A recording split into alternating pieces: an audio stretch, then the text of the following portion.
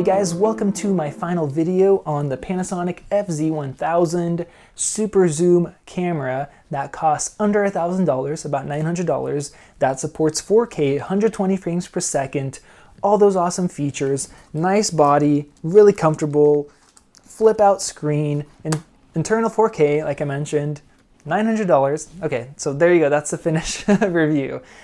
Just kidding, guys. I just want to go over some more information for you guys, my final thoughts on it. I already have about 6 or 7 videos starting from first impressions when this camera was announced, to unboxing, to low light test, to sample footage, bunch of stuff on that. Probably more videos on this camera than I have on any other cameras that I've made videos on, just because you get so much for the money there. It's really impressive. It does have some downsides, and I have a video called Top 5 Reasons, kind of downsides, negatives about this camera. So definitely check out those videos. I'm sure if you're going to spend $1,000 on a camera, you'll spend a little bit of time and kind of seeing all the content I have on there.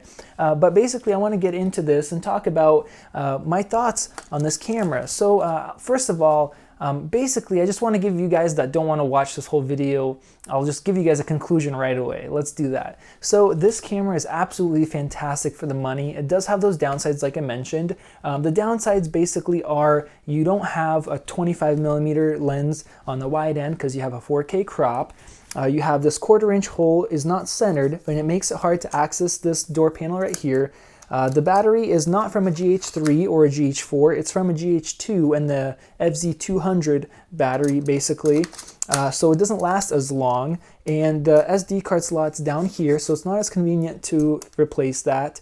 And one thing that I didn't mention before is when you zoom in, it's not very smooth like you have on a camcorder. It's a little bit more rough, and you guys will see that in some sample footage to come. And let me see, I think that's about it. You guys can see my downsides video separately.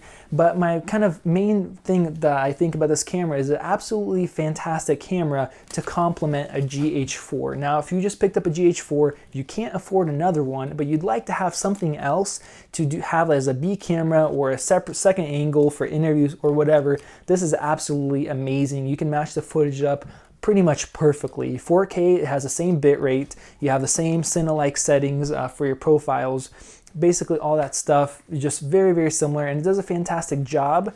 The zoom lens isn't as good because it's built in and it goes to a f4 once you zoom in, but the low light is also very similar, at least at the wide end where you don't have the f4, but as far as like ISO to noise, it's also very good. So basically, that's the main gist of it, guys. If you're interested in picking up one of these, I say go for it. You have almost nothing to lose as long as you know those small downsides, and really most people can deal with them. So then kind of the next thing I want to talk about is show you guys some footage with this lens. Now this does have a built-in lens, which some people are like, oh no, as a built-in lens, it's not a DSLR, it's not a mirrorless DSLR, you can't swap the lenses, it's not good.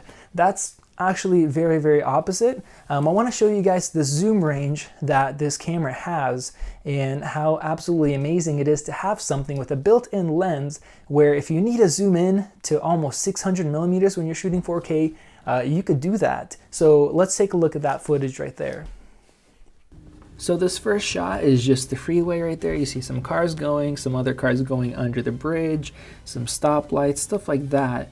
And when I zoom out, you see the incredible amount of range I have, how far away I am in this shot. Now in this next shot as well, we have, some freeway, some cars just from a different angle, some power lines, trees. Looks like, a decent shot, a little cloudy, kind of muddy there in the air. But you could see why. Look how far away that is. I mean, that's incredible, the range you have. Now this guy looks like he's looking right directly at me thinking, why are you recording me?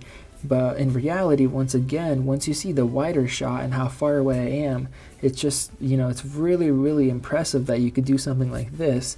And once again, in this shot, this older gentleman is just walking, minding his own business, having no idea that he's being recorded. But, as you see how far away I actually am with this built-in zoom, the zoom lens that's in here. Now this shot looks kind of foggy, you can't really see that well, but this is using the eye range option, which is digital zoom along with optical zoom. And when you see how incredible the range is, that's about 1100mm, I believe. This is incredible. If you're a detective or a wildlife shooter or whatever, this is awesome to have this amount of range in this camera. Okay guys, so the next thing I want to talk about is the image stabilization. Now this does have a built-in lens, and a huge question that a lot of people got right when it came out, when it was announced, is does it support image stabilization for 4K, or is it only for 1080p, or is it only for stills? Now it does support image stabilization, and it helps a lot. It's very nice to have that, especially for this price point. So let's go ahead and look at some footage of the image stabilization, what it looks like with and without. So here's a regular shot of a flower. This is all the way zoomed in, and I am shooting it held. You could see there's a little bit of movement, but it looks good. The shot looks really, really nice. Now a flick of a switch, and this is what it actually looks like with the image stabilization turned off. Now this shot's not usable. Nobody's gonna wanna watch footage like this. And if you try to put a stabilization filter like warp stabilizer or the Final Cut filter on this, it's not gonna help. It's just way too shaky. It's gonna be a wobbly image. One flick of a little switch, the image stabilization is working, and the shot looks absolutely fantastic. This is something that you do want to see. And here's another example. I'm also zoomed in here. I'm not sure how far I am zoomed in, but it looks horrible. Flick of a switch, there you go, nice stable image. So it does work in video, does work in 4K, and I'm very happy that it does work. Absolutely a great addition. All right, so I'm gonna just touch on low light once again. I already talked about it a little bit in the beginning.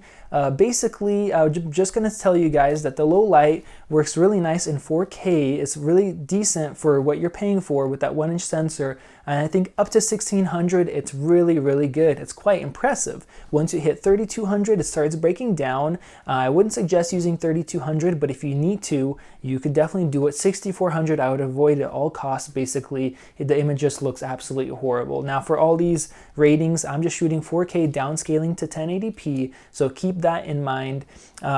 Yeah, I have that video on low light comparison, and then I have a video just on low light footage. So if you guys want to know more about that, go ahead and check out that video.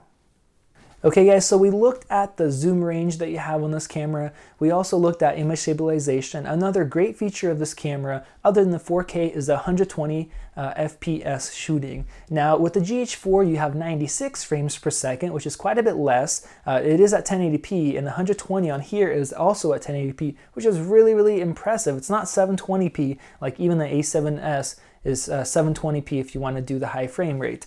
You do lose some detail, or quite a bit of detail compared to 4K, you know, when you're shooting in 1080p. And it is less detailed than shooting at 60p, but in some situations where you do need that extra slow motion, it could definitely come in handy, and I would end up using this. So let's take a look at a little bit of footage that I shot, and I'll tell you my opinion on it. Okay, so this is actually the best example that I have to show you as far as image quality. Just like when you're using the GH4 overcrank function, you don't have audio when you're shooting this, and it's basically pushing the sensor and processor to its limits, so you do get worse image quality, and you're actually locked out of all your settings for the camera. Basically goes into almost like an automatic mode. Still, it's really nice to have, and then the shot like this, especially with water and everything, it's really, really cool to see that 120 frames per second. Like I said, this is the best image quality wise. You guys could probably tell that the image quality is worse, and you don't have the audio just like on the GH4. You're stripped of that audio there as well. So let's look at a couple of shots where the image quality gets quite a bit worse. So this is just a couple seconds later. I tested the camera, and since it's kind of locked in the auto mode, it adjusted the settings itself, and you could tell the image looks quite a bit worse, you know, less sharp, more noisy, kind of just a lot less detail, you know, just kind of like the 96 frames per second on the GH4 that I don't use very often. So here's a shot from downtown where I live at, and you could see it looks really cool to see the people walking, kind of running in the background there in slow motion, but you're starting to see the moire inside the guy's shirt right over there. There's aliasing, you see the noise in the image, a lot less detail, and I'm kind of locked out of the different settings. I can't choose my own exposure, it's overexposing a little bit there, but here's just one example of how the quality gets quite a bit worse.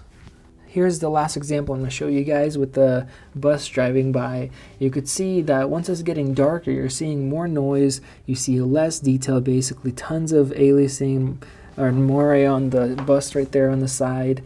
And then as you look at the kind of the trees right there, just a lot less detail in the trees. You know, just the image gets quite a bit worse. Now it probably seems like I'm totally being super negative about the slow motion function. It's there. I think in certain situations, especially when you have good lighting, like the first shot I showed you guys, it's definitely usable, but you gotta just know the facts, be careful. If you want something super high quality, you're gonna have to step up to something quite a bit more expensive. Alright guys, so we talked a lot about video, and this camera obviously has that 4K, has 120 frames per second, all those awesome video features, but what about the stills? Now, I didn't test it out too much in stills. I do have some samples I will show you guys, and while I'm talking, I'll just throw those up there. Basically, this is a 1-inch sensor. It's very similar to the RX100 that is super popular. You know what? It may even be the same sensor. I'm not sure, if it is or not, but that could be the case. My opinion, coming from a Canon, person that's been doing photography for years using a full-frame Canon camera, it's not super impressive. Now, the RX100 is really impressive, and it does definitely take decent stills, but that's because it's such a small camera. That's what makes it so impressive. Having a camera this large, where it's, seems larger than like a Canon T3i or equivalent, it's not very impressive for the size, and it's also $900. If I am focusing on stills, if I were to be focusing on stills, not the 4K, not the 120 frames per second, honestly, I would pass on this camera. I'm just going to be honest with you guys. I would highly suggest getting a DSLR or even like a mirrorless DSLR camera for a similar price range. You're going to get nicer photos, and you'll be able to swap out lenses, so you can throw on like a 50 mil 1.8 lens, something like that. I would pick up a T3i or T34, T35, whatever Canon or a Nikon, or even the new Sony a6000 with the crop sensor, basically APS-C size sensor. I think that will give you better images. Now, the RX100 has the same size, maybe even the same sensor as this camera has in it, but that camera is so much smaller. That's what makes it so impressive. The image quality isn't bad, it's still good, but once you start getting more indoors, low light situations, the image definitely degrades quite a bit. So I would choose something else if you don't care about the video features. But on the flip side, if you do care about the video features, you want to shoot 4K video, you want to do slow motion, anything like that, you want to complement your GH4, it definitely is going to be a decent camera for stills. If you have a decent amount of light, it will take nice photos. There's absolutely no doubt about it. It's 20 megapixels. The lens is decently sharp, and it'll do a decent job. The autofocus is also fairly quick as well, but if you're focusing on photo, I would pass on that. Another thing I want to touch on is the difference as far as image quality with this built-in lens compared to the GH4 and how it matches up really well. I'm going to show you guys a clip right now. It's of a commercial shoot that I did, and it's 2 different angles. Now, the lighting is slightly different, so you guys know the lighting wasn't perfect. It was kind of a rush job, and we didn't have as much time to set it up and adjust it as the best way that we could have. But I'm going to show up these 2 clips, and you guys let me know what you guys think. Just kind of think about it. Which one is the GH4 and which one is this FZ1000? So let's take a look at those clips right there, and then I'll let you guys know afterwards which one is which.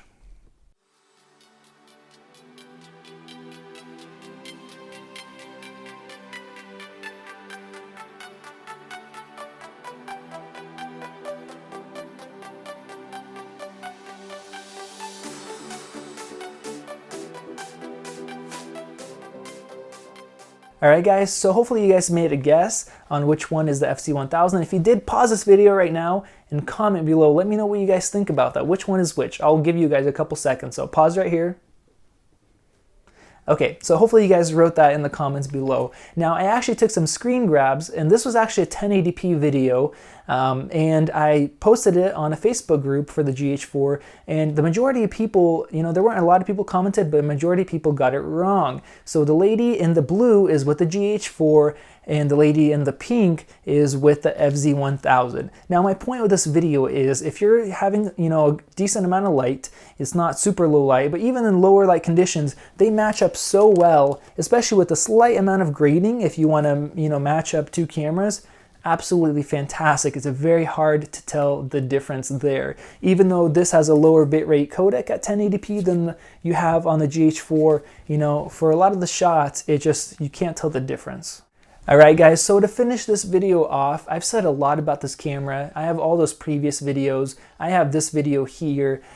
Basically what I want to say is this is a fantastic camera. If you guys haven't got that already, you have that 4K, you have that slow motion, you have the nice body, you have the flip out screen there. It grades really, really well. It matches the GH4 perfectly. It complements it fantastically. You know, if you're trying to, you know, get something that's 4K to experiment, or you want to get a camera so you can shoot 4K and have two different basically cameras in one to complement maybe your 5D or another 1080p camera, it'll fill that role really well. Fantastic B or C camera.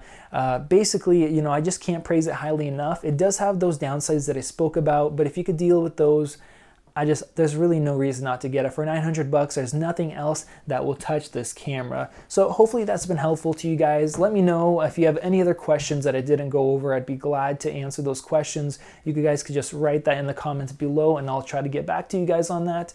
And if you guys are interested in picking one of these up, I do have a link in the description to the FZ1000, so you guys check that out. And if you guys buy through that link, I do get a small kickback, a little percentage that goes back to me. It doesn't cost you a penny more, but it does help support the channel, help support what I'm doing. It does take quite a bit of time to shoot these videos and edit this all together, probably a lot more time than it seems.